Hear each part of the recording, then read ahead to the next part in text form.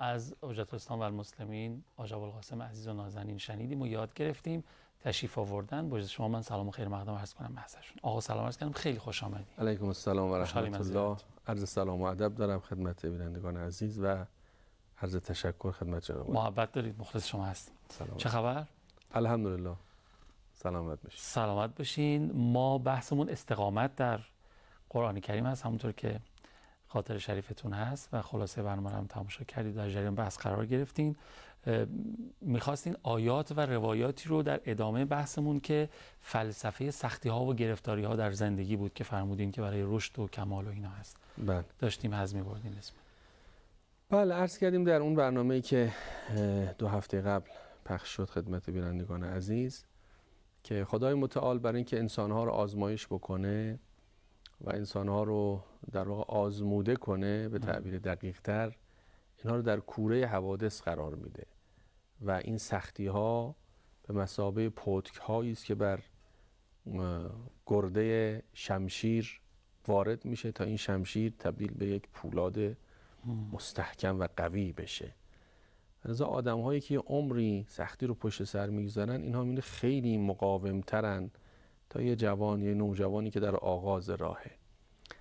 معمولاً تکیهگاه جوان‌ها و نوجوان‌ها تو سختی‌ها کیه؟ بزرگتران. میره سراغش با یه اضطراب و دلهره‌ای، بابا چیکار کنم؟ مثلا اینطوری شده. بابا میگه صبر کن بذارم، چیزی نیست. ما بارها مثل اینها رو دیدیم، از این مسیرها گذشتیم، اینا چیزی نیست در مقابل اون سختی‌هایی که حالا باید تو ببینی. و اینکه پدر و مادرها کوه تجربه‌اند، اینکه انقدر اسلام تأکید میکنه باید به بزرگترها احترام بذاریم و از تجربیات اونا استفاده بکنیم، یه علتش همینه. تو فطرت آدم هم این هست به طور طبیعی. کودک هر چقدر بزرگتر میشه تجربه میکنه، سختی ها رو تحمل میکنه و تو دل این سختی ها به یک تجربه بزرگتری دست پیدا میکنه و آرام آرام تبدیل به یک انسان پخته، عرض کنم که همه فن حریف میشه. من اینجا یه نکته لطیفی رو عرض بکنم. ببینید، مولای ما حضرت ولی عصر ارواحنا لتراب مقدمه الفدا، اون آقایی است که قرار است بیاد جهان رو اداره کنه. چه ویژگی باید داشته باشه که جهان در برابر عظمت او کرنش کند؟ طبیعتاً باید از همه نخبگان جهان آبدیده تر، بله، و با تجربه تر و پخته تر باشه دیگه. دقیقاً.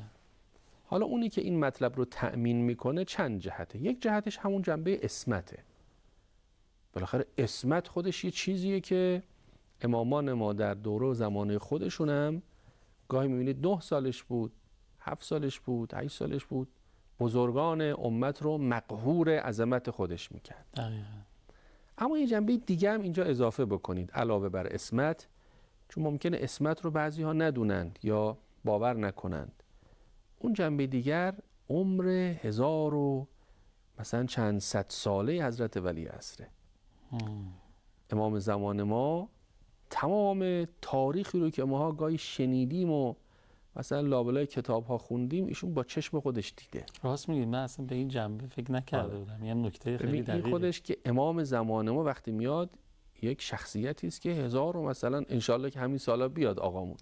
اگه همین سالها بیاد تشریف بیارن، عمرشون مثلا 1200 خورده ای ساله. البته که به یک ظاهره که جوان 40 ساله ظاهرشون بله، ظاهرشون مثل جوانه، ولی این عقبه تجربه 12-13 قرن رو با خودشون دارن. عجیبه. خود این باعث میشه همه بزرگان عالم مقهور عظمت این شخصیت بشن، علاوه بر اون بعد عصمتی که عرض کردم که خودمون به تنهایی البته کافی است، ولی اینم مزیده بر علت. و خود اصلا این ظهوره خودش شگفت انگیزترین اتفاق عالمه. بله. وقتی اتفاق بیفته همه ببینن اونی که میگفتن واقعا شد. بله. خود این دیگه همه رو به اون حوادثی که در مقارن ظهور رخ میده یا قبلش یا بعدش. خب پس این مسیری است که آدم رو با تجربه میکنه. و هر قدر سن طرف بیشتر میشه قابل استفاده تر میشه. اینکه از تجربه بزرگترها باید استفاده کرد، یه نکتهش اینه.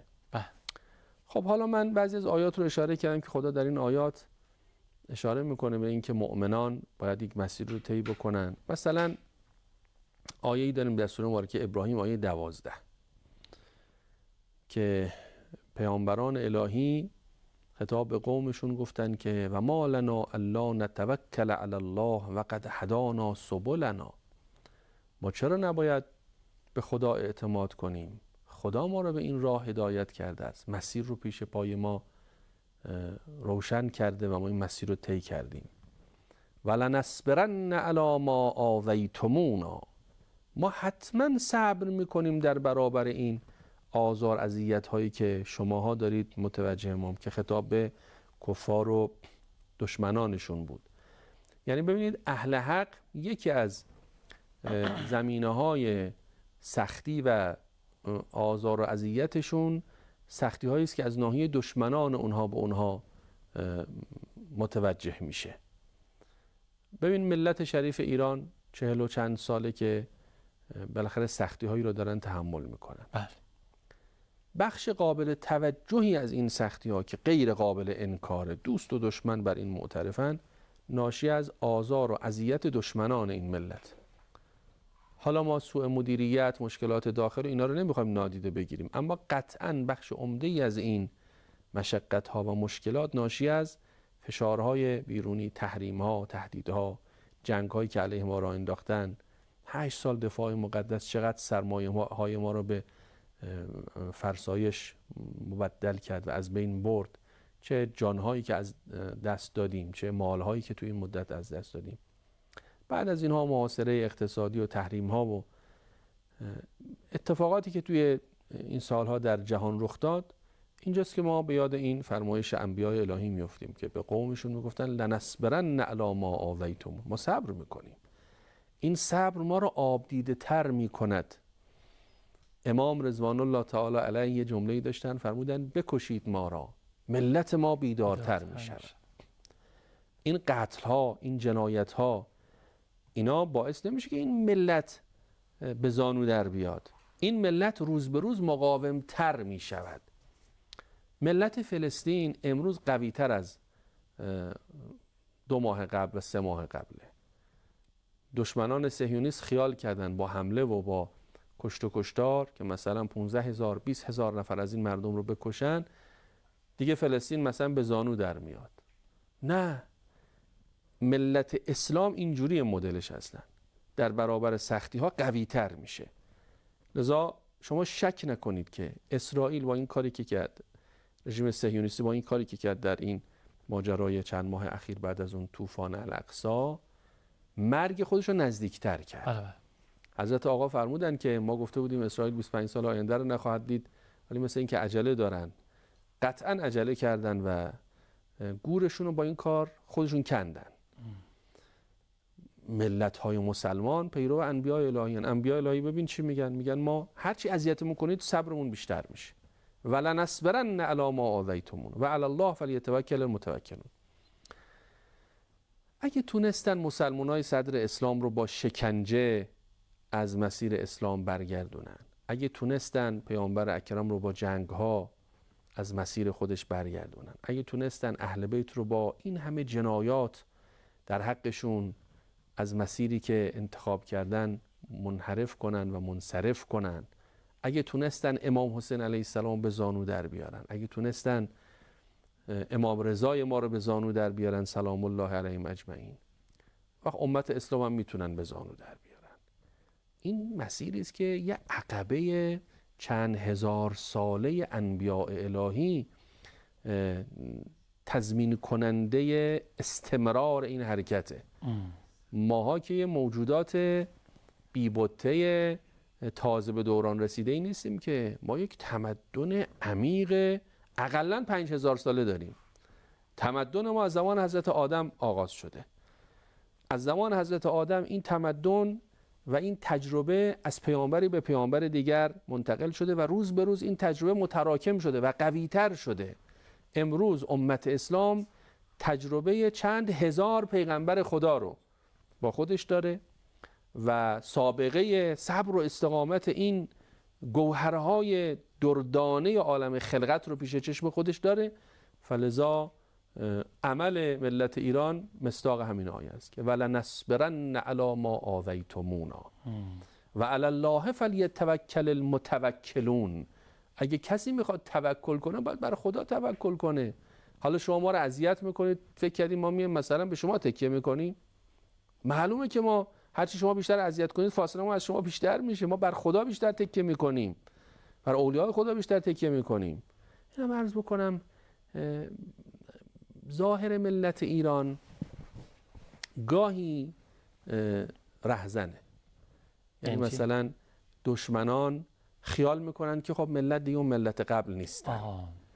تو بعضی از نسل ها مثلا بعضی جوان ها رو نگاه میکنن میگن خب اینا پوشششون که فرض کنید پوشش انقلابیون نیست مثلا، حالا چه تو آقا پسرها چه تو دختر خانم ها، پس اینا دیگه از انقلاب برگشتن، اینا دلداده ما هستن. نه، این اشتباهه. تعبیر آقا اشتباه محاسباتی میکنن. محاسباتی. همین ها پاش بیفته خواهند دید که از همه برای بچه های انقلابی پا به کار نظام انقلابی بله. کشور خودشونو میخوان، نظامشونو میخوان، رهبرشونو میخوان. بسیاری از همین بانوانی که شاید به ظاهر شل حجابن یا مثلا حجابشون مثل حجاب بانوان محجبین، مگه ندیدیم تا حالا توی همین راهپیمایی ها، توی تعبیر آقا شب قدر، توی برنامه‌های حالا تو راهپیمایی ها بعضیشون هم ممکنه خجالت بکشن نیان.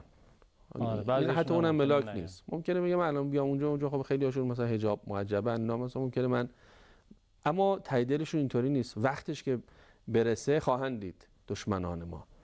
ولذا ملت ما ملتی است که این عقبه 5000 ساله انبیاء الهی رو با خودش حمل میکنه و با اون تجربه داره زیست میکنه. بله. ما یه وقتایی بیرون یه تیپایی، حالا چه خانم چه آقا، ما رو میبینن مثلا میگن برنامه‌تون اینجاش اینجوری بود اونجاش اینجوری بود. باورم نمیشه شما برنامه ما شبکه قرآن یاد خدا رو میبینین، ما چمونه؟ یه ذره احساس میکنم مثلا بی احترامی کردم، میگم نه ببخشید، نمیگم عذرخواهی میکنم، ولی آدم همینجوری احساس میکنه مثلا شما شبکه قرآن نبینید. ولی واقعا همینطوری که شما فرمودید. یه نکته راجع به فلسطین فرمودید، یادم اومد که موکول میکنم بعد از اینکه یک دو آیه قرآن با هم دیگه زمزمه کردیم و فضای برنامه متحرک شد، برگشتیم ان شاء الله عرض می‌کنم. بسم الله. بله، آیه 12 سوره مبارکه ابراهیم رو با هم دیگه مرور کردیم. الحمدلله رب العالمین که به این بهانه بالاخره یک دو آیه هم ما توی برنامه زمزمه میکنیم. الحمدلله رب العالمین. ضمن که حالا اگه صلاتون رسین راجع به آیه هم صحبت کنین، این فرمایشی که داشتین راجع به فلسطین، من یاد یه جمله افتادم از حضرت آقا سال 88. این جمله مال سال 88. میگن که وقتی آدم، خیلی‌ها وقتی صحنه رو میبینن، مثلا قدرت آمریکا رو، استکبار آنها رو میبینن، میگن نه دیگه محاله، یه امر ناممکنه این که مردم فلسطین برگردن به فلسطین دیگه، این چیز کلا. بهشون میگن، من میگم نه، این امر غیر ممکن خواهد بود، منتها یه شرط داره، شرطش ایستادگی و استقامته. بعد این 2 هفته پیشم فرمودن همین طوفان الاقصی اگر ادامه پیدا بکنه، جدول اسرائیل و اینا رو کلا برمیچینه از این منطقه ما، ان شاء الله که اتفاق بیفته. بله، من حالا یه عبارتی از آقا بخونم مربوط به سال 1390 هست. خیلی خوب. فرمودن هرگاه ملتی، جماعتی، فردی در مقابل یک مهنتی که بر آن جمع یا بر آن فرد یا بر آن ملت وارد می شود صبر و بصیرت به خرج داد، آن مهنت برای او تبدیل می شود به نعمت. یعنی مردم فلسطین اگر صبر به خرج بدن که دادن تا به حال، این صعوبت هایی که تو این ایام مواجه شدن باهاش براشون تبدیل به نعمت میشه، گشایش میاد براشون. راز پیروزی حق، پیروزی کلمه حق، انتشار حق، انتشار توحید در طول تاریخ در میان بشر همین نکته است. اصلا همیشه حق با همین صبرها و با همین استقامتها منتشر شده. انبیای عظام الهی و در مواردی ملت‌هایی که تحت حاکمیت این بزرگان بودند، این همه مهنت را تحمل کردند. باید در طول تاریخ نامی از پیغمبران نمانده باشد. باید فکر آنها، ایده آنها، راه آنها در زیر تنباد حوادث تلخ به کلی نابود شده باشد، در هم پیچیده شده باشد، از بین رفته باشد شما میبینید به عکس است. یعنی هرچه تاریخ جلوتر آمده پیام نبوت ها را در میان مردم، در افکار مردم زنده تر شده است. رازش همین نکته است، صبر و بصیرت در مقابل محنت ها. پس خدا ما رو تو این سختی ها میندازه، ما که صبر کردیم هی پله پله میریم بالاتر، ماندگارتر میشیم. این مقاومت باعث میشه که دوام ما تضمین بیشتری پیدا بکنه، چون مقاوم که شدیم میمانیم. کسانی که مقاوم نیستن زود از بین میرن، هضم میشن. این آدمایی که رگ و ریشه‌ای ندارن در برابر جریان‌ها و فشارها تسلیم میشن. وقتی تسلیم شدن محو میشن، هضم میشن. الان از تمدن‌های بشری چه اثری باقیه؟ اما از تمدن الهی، تمدن انبیاء الهی شما میبینید انقلاب اسلامی برآمده که این انقلاب اسلامی امتداد تمدن انبیاء الهیه و نام انبیاء الهی روز به روز در عالم زنده تر میشه. انقلاب اسلامی ایران نام موسی کلیم رو زنده کرد، نام عیسی رو زنده کرد، نام ابراهیم، نام محمد صلی الله علیه و آله و سلم با انقلاب اسلامی ایران حیات مجدد پیدا کرد. حیات انقلاب ما از نام پیامبر است و البته انقلاب ما هم نام پیامبر رو دوباره زنده کرد و سر زبان ها انداخت. این جمله رو هم عرض بکنم، خدای متعال برای تک تک این سختی هایی که در مسیر اهداف متعالی انسان تحمل میکنه حساب میکنه، تک تکش رو حساب میکنه. برای تک تک اینها خدای متعال اجر میده. این آیه قرآنه، ببینید سوره توبه آیه 120. ما کان لأهل المدینه و من حولهم من الاعراب ان یتخلفوا عن رسول الله. اهل مدینه و اعراب پیرامون اونها نکنه از پیغمبر عقب بمونن، ولا یرغبوا بانفسهم عن نفسه، نکنه خودشون رو فدای پیغمبر نکنند. ذلک بانهم لا یصیبهم ظمأ ولا نصب ولا مخمصة فی سبیل الله. این برای خاطر اینه که اینها هیچ تشنگی رو تحمل نمیکنن، هیچ رنجی رو تحمل نمیکنن، ذره گرسنگی تحمل نمیکنن. ولا یطعون موطئا یغیظ الکفار، هیچ گامی که مایه خشم کفار باشد بر نمیدارن. ولا ینالون من عدو نیلا، هیچ ضربه ای به دشمن نمیزنند. الا کتب لهم بهی عمل صالح، مگر اینکه این به عنوان یه عمل صالح در نامه عمل اونها ثبت میشه. گرسنگی اگر تحمل کردن ثبت میشه، تشنگی ثبت میشه، سختی، خستگی ثبت میشه، ضرباتی که به دشمن میزنن به عنوان عمل صالح داره ثبت میشه. خیلی جالبه، عمل صالح فقط نماز شب نیست، عمل صالح فقط مکه رفتن و کربلا رفتن نیست، جهاد عمل صالحه.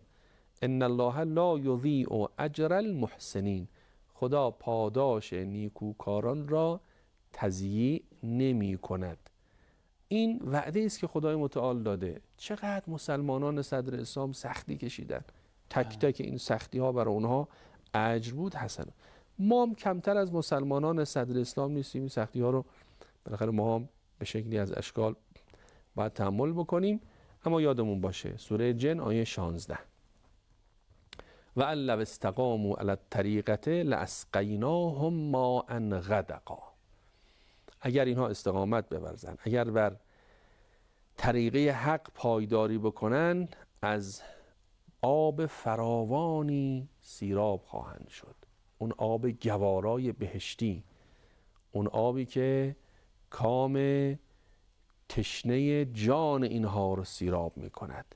یعنی انسان تو این مسیر که استقامت می‌ورزه به چیزایی دست پیدا میکنه که احساس میکنه آتش وجودش فرو نشست. تو مسیرهای دیگه که آدما میرن هرچی بیشتر میرن تشنه تر میشن. ببین اینایی که میرن دنبال مادیات هیچ وقت سیر نمیشن، هیچ وقت احساس نمیکنن که تشنگیشون برطرف شد. یک ویلا خب کمه، ویلای بزرگتر، 2 تا کمه، سومی رو میگیرم، یه ملک داره کمه، ملک بعدی رو بگیرم، هی میخواد توسعه، تمومی نداره.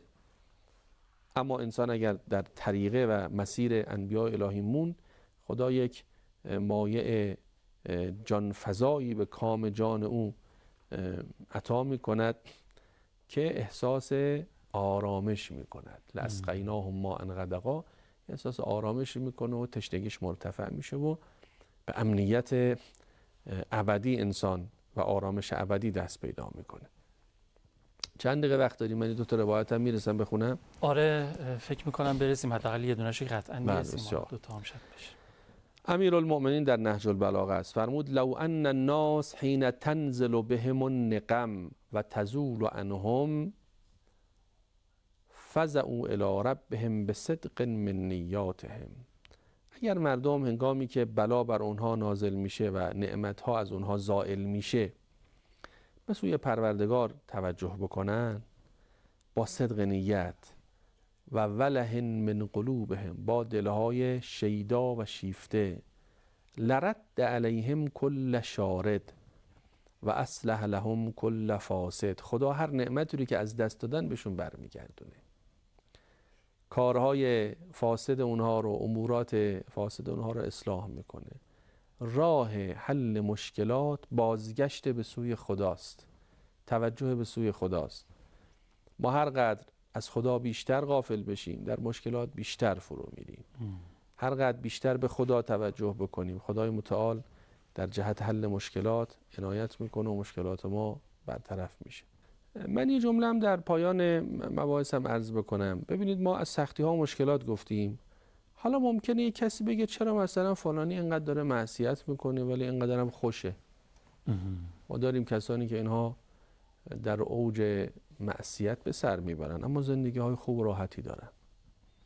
این هم پیغمبر اکرم پاسخش رو داده. اذا رأیت الله تعالی یعطی علی المعاصی، اگه دیدی یک کسی داره معصیت میکنه و خدا عقوبتش نمیکنه و زندگیش سخت نیست، خیلی هم راحته، فإن ذلک استدراج منه، این استدراج است. استدراج یعنی خدا داره آرام آرام او رو به لحظه فرو رفتن در بلا نزدیک میکنه که اون لحظه میتونه لحظه مرگش باشه. بعضی وقتا آدما به جایی میرسن دیگه این آدم پاک شدنی نیست، این آدم دیگه پاک شدنی نیست. یه مثالی رو خدا حفظش کنه آقای قرائتی میزدن، میگفتن ببینید یه لکه اگر تو عینک بیفته شما همون آن پاکش میکنی، اگه همین لکه رو لباستون بیفته بالاخره میرید خونه پاکش میکنید، اگه این لکه رو فرش بیفته اصلا عجله ندارید پاکش بکنید. این باشه بعدن مثلا ممکنه یه سال دیگه 6 ماه دیگه فرش رو میدی بیرون میشونه اون موقع پاکش میکنید. بعضی چیزا هستن که اینها چون شفافن لکه رو باید زود از روی اینها پاک کرد. مؤمن اینجوریه، مؤمن مثل این شیشه عینکه، خدای متعال پی در پی مؤمن رو پاک میکنه. ولی بعضی هستن انقدر آلودن دیگه حالا هرچی هم گناه بکنن خدا اینها رو در این دنیا پاک نمیکنه چون پاک شدنی نیستن، دیگه رهاشون میکنه. میگن سنت استدراج، نعمت همینجور میاد ناگهان این میفته در قعر جهنم که اونجا دیگه باید سالها بسوزه تا پاک بشه. در واقع بلا برای مؤمنین و ایناست دیگه که امتحان بشن و اینا. البلاء للولاء. بله. میگن 40 روز اگه خونه توش بلایی نیاد برای مؤمنینا باید علامت سوال بزرگی براش بشه. چرا؟ یاد یه روایت افتاد از استاد محمدی، میگفتن پیامبر وارد یه خونه شدن، یه تخم مرغ یه جایی بود لبه تیز نیافتاد، بعد پیامبر سری برگشتن گفتن این خونه محل تمرکز شیطانه. افتاد و نشکست. افتاد و نشکست. آره. اون طرف گفت آقا ما هیچ بلایی برامون نازل نمیشه. آره. اصلا هیچ حادثه‌ای برامون تخم افتاد نشکست. سری برگشتن. پیامبر رفت. ولی ما بودیم میگفتیم به به چه معنویتی. خیلی ممنون، استفاده کردیم. دست شما عوامل ندارین. عالیت باشین ان شاء الله. مخلص شما هستیم. ممنون که برنامه خودتون رو تماشا کردین. 162 شماره روابط عمومی سازمان رو فراموش نکنید.